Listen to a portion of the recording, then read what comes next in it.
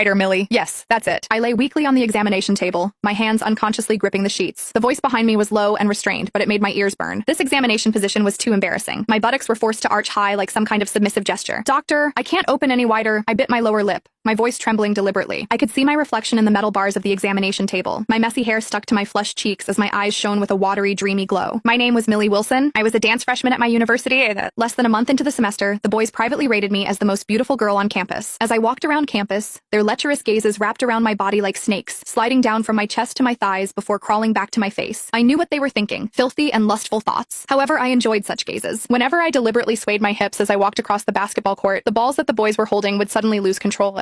They would never have the chance to touch a body like mine. For them, being able to feast their eyes was already a blessing. The girl in the mirror had the most innocent face, yet the most sinful figure. My mother's excellent genes had been exaggerated in me. My breasts were so plump that they almost burst through my clothes, and the curve of my hips made many married women feel envious. These excessively feminine features made me swing between innocence and seductiveness. It was almost too much to take in at once. No one knew my secret. When I was 16, I started having embarrassing dreams. In the dreams, different men pleased me in different ways. As I grew up, the fantasies became more and more uncontrollable. They burned away my sense of reason like a wildfire. I wondered if I was sick. Otherwise, why else would I be so obsessed with this? There was no shortage of suitors on campus. The boys from the physical education department chased me like dogs in heat, their love letters spilling out of my locker. Their muscular bodies exuded a strong masculinity, yet they bored me. Simple-minded musclemen possessed nothing but brute force. Last week, I met Heath Mallard at the campus hospital. He was different from all the other men. His body beneath the white coat was tall and slender, while his eyes behind the gold-rimmed glasses were calm and collected. When he lightly touched my wrist with his gloved fingers to check my pulse, I almost collapsed into his arms. His mature and restrained aura, unique to older men, was as addictive as alcohol. My nighttime self-pleasure sessions became more and more frequent. Every time I closed my eyes, I saw him standing before the examination table in his white coat. I needed him, and the desire for him was driving me crazy. One afternoon, I spent a whole hour preparing. Warm water gently slid over every inch of my skin. In the steamy bathroom, I examined my flushed body as my fingers lingered on my collarbone. I chose an almost transparent white tank top and a dangerously short denim skirt. Most importantly, I did not wear a bra. The girl in the mirror was both innocent and wanton. It was the kind of look that most aroused a man's desire to conquer. Walking through campus, the gazes of passers-by were more intense than usual. A professor on a bicycle even crashed into a lamppost because he turned around to look at me. I pretended not to notice the stares, but my underwear was already slightly damp with excitement. The campus hospital was more bustling than I had expected. The waiting area was full of girls, all wearing exquisite makeup. None of them looked like they were there for a medical checkup. During the 40 minutes I waited, girls kept emerging from the examination rooms. They all looked radiant, their legs trembling as they walked. It was as if they had experienced some kind of ultimate pleasure. This only strengthened my determination. "Come in." The voice from inside made my heart race. I took a deep breath and pushed open the door to the examination room. Heath sat behind his desk, his white coat spotless. Sunlight filtered through the blinds, casting fine lines on his face as his gold-rimmed glasses reflected a cold glimmer.